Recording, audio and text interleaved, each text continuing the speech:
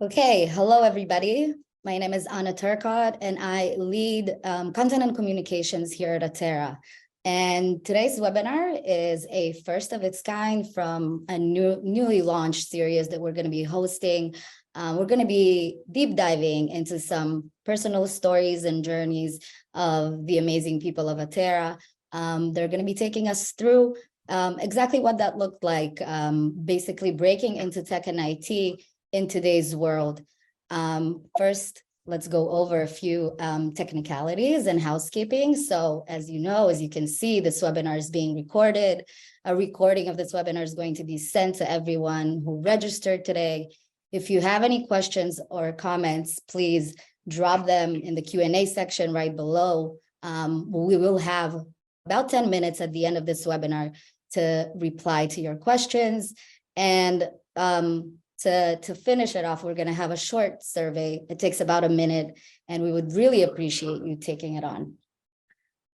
So let's start with meeting the team today. I introduced myself. I'm joined by Oshri Moyal, who's Atera's CTO, Sahar Katan, who is a senior business analyst here at Atera, and Nadia Tanos, who is a GRC analyst. And if you don't know what that is, she will explain exactly what that role entails at Atera and generally. I think the best kind of transition would be to kick it off to Oshri. And I want to start with a general question. I want to ask you for your take on current state of affairs. You know, what are we looking at today, these days, in the workforce, in the market, when it comes to tech in general, but obviously IT specifically? Okay, so I think we are in a very interesting phase now in the economics in general, because from one hand, we are in a post-pandemic era where remote work is gaining more and more companies to embrace it. And from the other end, there is some unclarity today, you know, with the high interest rates and even talking about recession. And I think the combination between those two is actually going to change a lot of the way we work today, because when there is unclarity, usually businesses try to reduce costs, trying to change the way they work. So going even more deeply to remote work and save costs, adding more automation, more AI, embracing more technology. And as I mentioned, post-pandemic area just brought all the goods that we know from the Corona times. You know, businesses are more likely to embrace technology, to embrace automations. A lot of businesses went off online.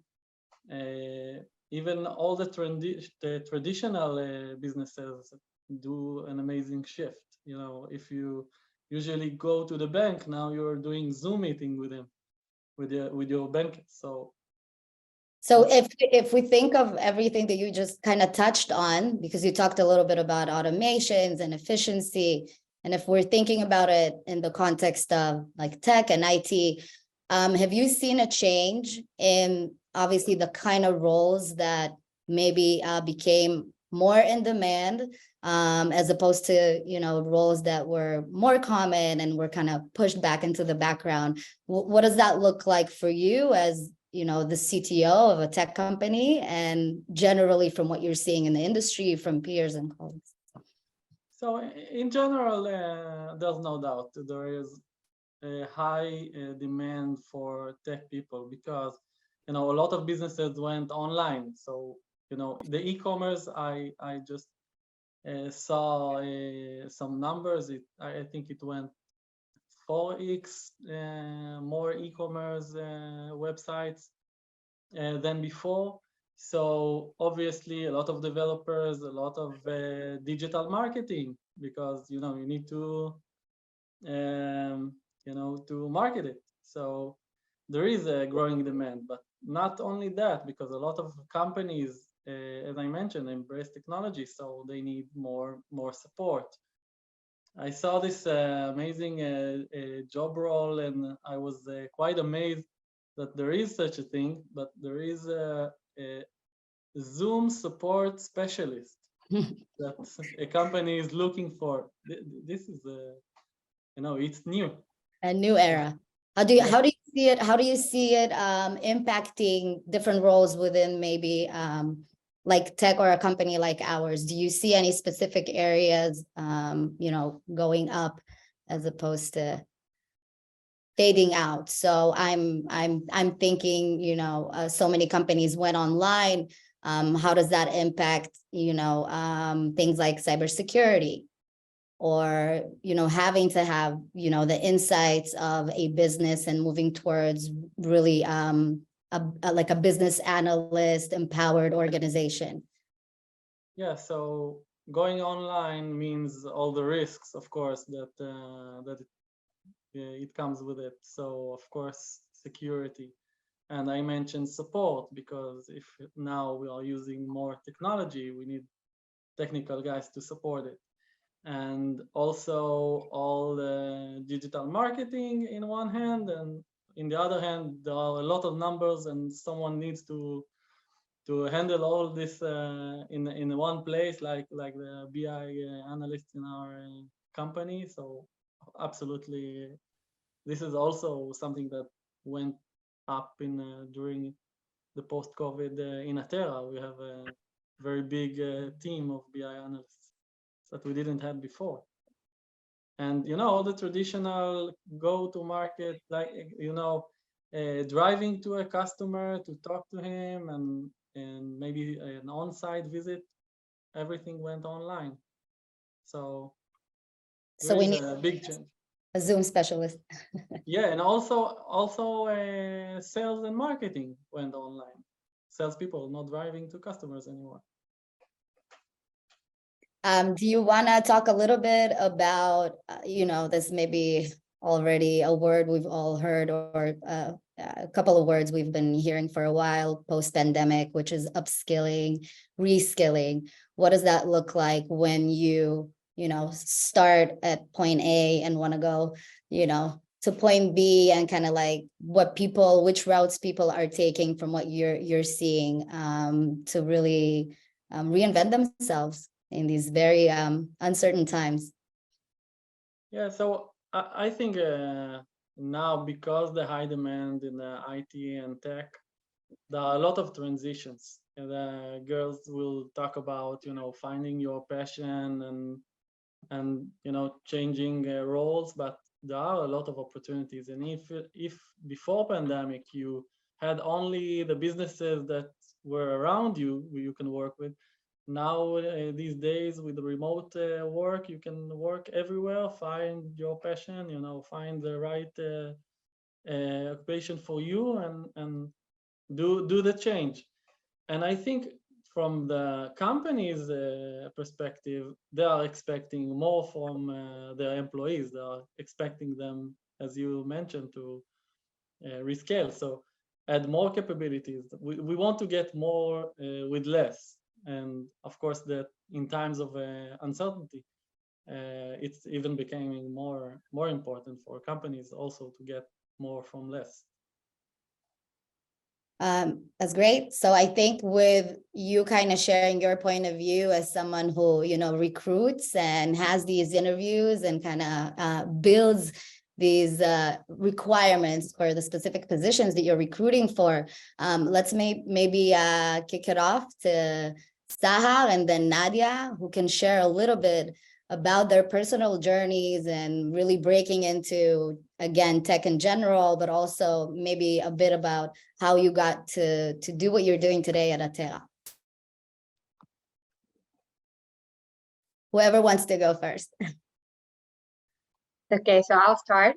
Hi, everyone. It's great to have you here. I'm Sahar. I'm 30 years old. I live in Tel Aviv, and I'm a senior business analyst in Atera. I work in Atera for almost 3 years now. And I'm really excited to take part of this webinar and to be a part of Atera. I joined when we were nearly 50 people. So I feel like I grew up with this company. I can share a bit about my journey. I actually I had my BI in economic and business with the Hebrew University. And I actually started my career path in marketing. I worked as a brand manager in L'Oreal, the beauty corporate that you all know of. It was a huge corporate. I worked in a global brand. I was in charge of any marketing business that I had, and it was an amazing opportunity to get inside the real job world, the real, let's say the big league. And I studied a lot. I had really tons of new things that I learned. And pandemic came, and I was actually thinking about, okay, what's my next career step? And I understood I want to do some kind of a change. I actually debated with myself for a long time. So I studied. The COVID was a great opportunity for me to join webinars, to explore new areas of professionals. And once I joined some kind of a webinar about data. It was hosted by an organization called Data Queen. It was a female organization about data. I immediately understood that this is my future in the professional work. And I decided to take a course, a short course about, actually it was pure technical. It wasn't this thing that got me my first job. But I decided that I'm going all in for it. I searched for my new position for a long time. I went to webinars, I studied a lot. I read some articles, and I actually searched wherever I could. And when I did a transition, I actually found out that it was much more frightening than I thought it will be. The fear of the move was much more hard than the transition itself. So everyone is on the line. I really encourage you to take the next step, to step up and do it. And if you have the passion for it, if you feel like you can study the field that you want to move to, you want to invest the time in it, then do it. So moving from like marketing to a very data-driven position, right? I'm sure there were some gaps there. You're saying you really gave your all, just studying, researching, taking on webinars in your spare time.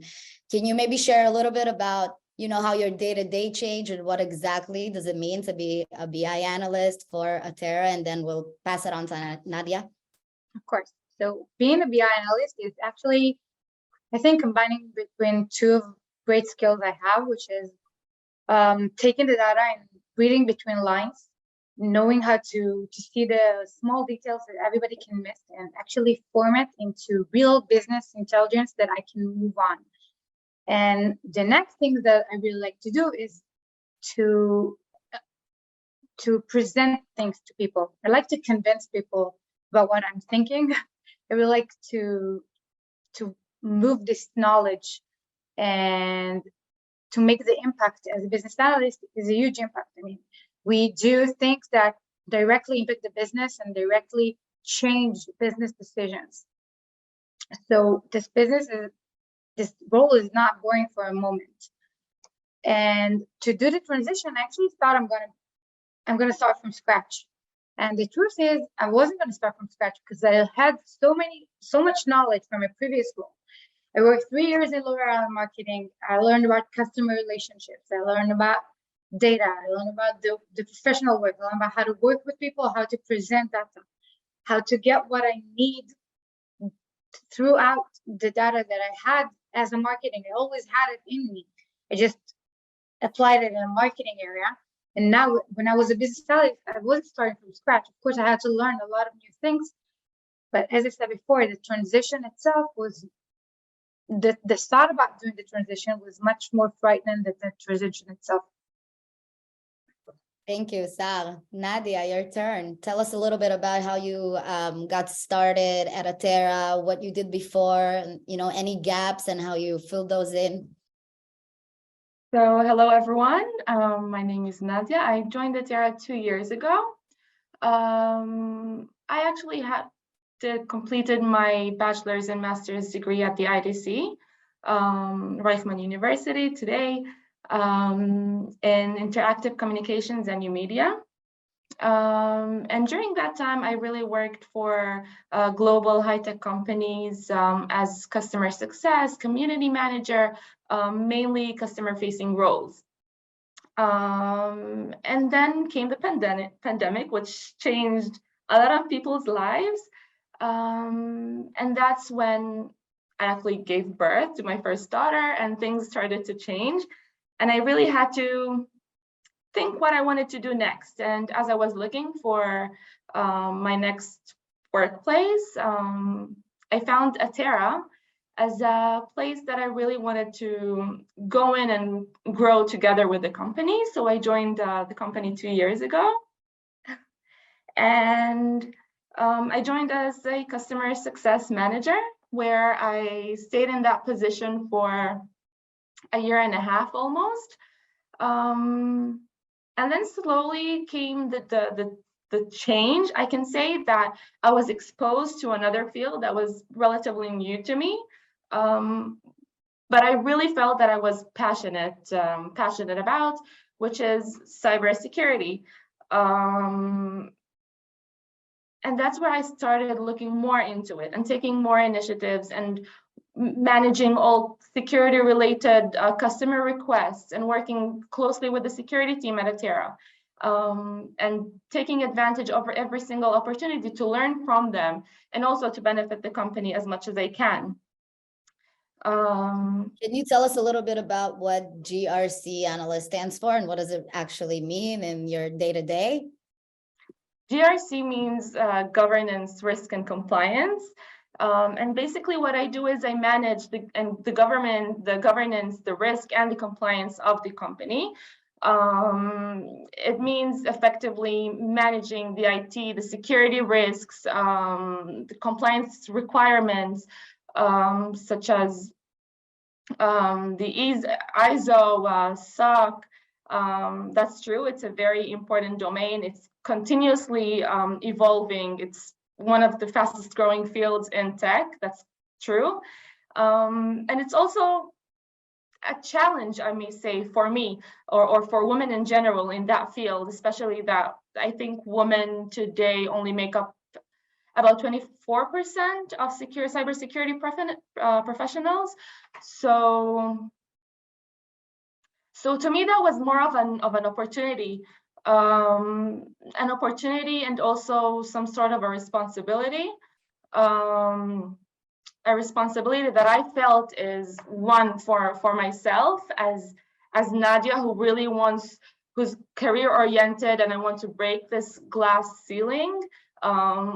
But also as a woman that I really want to set an example to other women who want to find their own career path and succeed. And in order to make that transition, I studied more, and I completed a CISO course. A CISO course stands for Chief Information Security Officer at the Technion. So I'm CISO certified as well, which also helped me. It was sort of like a toolkit that I took together with me to the next position that I'm in today. So let me challenge the two of you before I challenge Oshri again. If you had to, give your best tip, okay, just one for now, for anyone watching this or who's gonna be watching the recording, thinking, okay, data, BI sounds interesting, or cybersecurity sounds so complicated, I wouldn't know where to start. Can you give them one of your top tips to really how to go about it? And it could be anything: resources, online courses, finding a mentor wherever they are, and how you did that. So what would you guys say?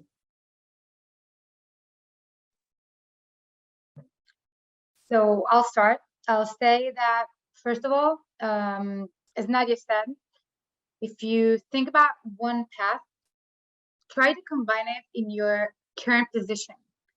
Normally, the work that you have and the organization that you work for would love you to be happy, would love for you to evolve in the company, and in 99% of the cases, they will help you to evolve in this position and try to combine. You will find more mutual point between roles than you can think of. Another great tip that I can give is, once you understand that this is what you want, this is your next step for the career, first of all, don't be shy. Try to open your LinkedIn, approach to any HR that you know, try to find communities. I think one good thing about being a woman in this tech industry is we have women community for almost everything. For any role, you have a woman community. Take this. Take advantage of those amazing things and ask anything that you can ask. And just, the worst case, you can just go back to your previous role and you lost 1.5 years and that's it. The worst thing is that you will not fulfill yourself. You will always have this FOMO, this think about what you missed and what you could have done and you didn't, and just jump right in. Nadia? I have so many tips to give. It's like a talent. But just one. Okay. Believe in yourself, believe in your abilities. It's a long one, okay? And create the opportunities. Don't wait for them to happen. Just create your own opportunities, believe in yourself, and go all the way. Because there's no, the sky's the limit. And it's all up to you. It's hard work. And find a mentor like Oshri. Oshri, I'm gonna find a mentor, but also try to aim to also become one at one point. That's a good goal. I have to say, it's not only a goal, what Nadia said is inspiring. Once you have done this transition, it will be amazing from your side to help others to go through what you went through. We wanted to talk to people who did this transition. We needed people like us to ask, to consult with, to tell us the thing that we don't know now. And once you're there, try to give back some of this good karma to the world. Awesome. Oshri, let's flip it to the point of view, to the side of the actual mentor. I'm sure at some point you've had mentors when you just started, but let's talk a little bit about what you experience as someone who's been mentoring folks trying to get into tech and IT in your kind of personal life, but also inside Atera. What's that like for you? So I think mentorship is an amazing opportunity for both sides to actually gain something out of it, because it's not only for the ones who look for mentor and looking to get something from him. It's also for the mentor. I feel like every time I'm doing this process, and as a manager, I'm mentoring my employees and I'm mentoring my friends and even my family. But every time you do it, you stop, think about something, taking the time, and you learn something out of it. And it's not only the feeling that you're helping someone, because people like to help other people, but it's also helping you realize some facts out of it. I think for me, mentorship started few years ago. This story, but I'll share it with everyone here. In 2016, we released some major version of the Atera product. And, I'm going home and looking at my wife, and I felt at this point, we were, I think, 3 developers in the company. I felt at this point like an artist. I just go to work, I do some artwork, and I remember that feeling going back home. And in 2016 my second child was born, and I'm sitting there and telling my wife what I did in work today, and looking at my little baby, my second daughter. And I felt this feeling and I said, wow, I wish my child will feel the same. And, you know, there is all the sentences that you're saying, the quotes that saying, if you find a job you love, you won't have to work for your day, even one day in your life, etc. But I also remember that we started recruiting developers, and I noticed at this point that I didn't get even one CV of girl, only male developers. And I was sitting there from one hand telling my wife how amazing my job, and from the other hand, I'm getting into my email CVs and I see only male developers in it. And I told her, we need to change it. We need to do something to change it. And she said to me, you know what? You have enough time till they will grow and decide what they need to do in their life. Go change it. And I decided at this point that I'm going to be a mentor for especially in women in tech area. And I look for organizations, look for activities to join. I found two amazing projects in Israel. One of them called shecodes. This is complementary courses for women to learn to code. I wanted to join them. I asked, how can I help? How can I be a mentor or a guide? In one of the courses, they said, there is one little requirements, you need to be a woman. So I wasn't able to join them. And then I found NG Girls. It's actually some organization created by a girl called Shmuela, which they are doing every quarter or every half year, 2 days workshop, coding step-by-step with girls that doesn't have experience with coding. And I joined them as a mentor. And ever since then, I'm going to their workshops. I'm getting a group of 5 girls that wants to learn to code, and doing it ever since then. So tell us that's an amazing story. And I also know we had a few people join us through the program who actually started right at a very junior position, and then today lead very big projects and initiatives.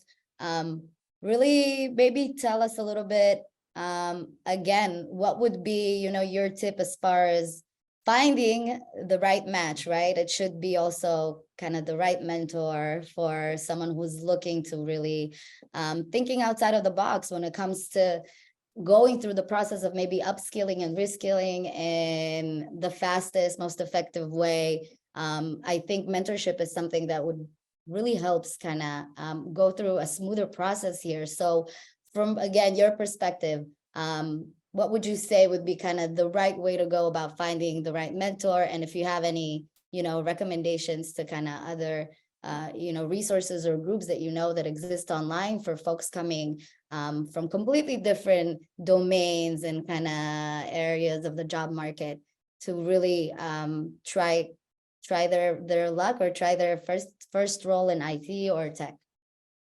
So first of all, I think Sar mentioned it. LinkedIn is an amazing platform for those. You can search for the exact,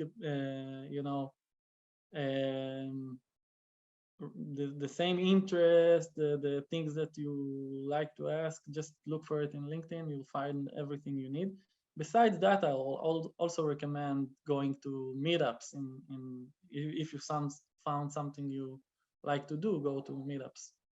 This is also a great platform of, finding mentors. And in general, I must say, people like to help. So don't be shy. Just, approach. They will help. That's great, you guys. We're coming up right for the last 10 minutes of the session. I mean, at first, I want to thank you so much for sharing your personal stories and your kind of tips into breaking into the roles that you currently have, and just, you know, your wonderful stories of really making it happen despite all odds.